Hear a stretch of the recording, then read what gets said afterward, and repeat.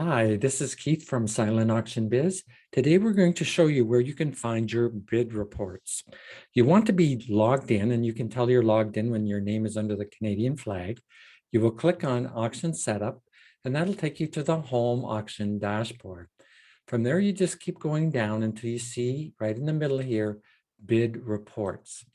Click on Bid Reports, pick your auction, and there'll be endless reports you can see here.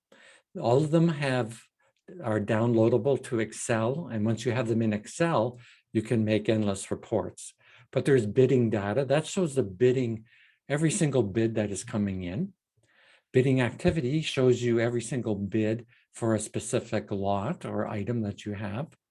Winning bids, that's who is winning at that point in time. So you can look at this at day 1, day 2, or right up to the end to see who's winning. Registration, that is for your new bidders coming in to register for the first time. So you can see the new bidders. Consignor data, that would be used if you have a consignment auction where you can code each item according to the consignor. And the last report is unsold lots. If you go through your total auction, some pieces don't sell, you can print that list. So all of these are under the bid reports and are transferable to Excel the way you want to sort them. So this is Keith from Silent Auction Biz, and that is your bid reports.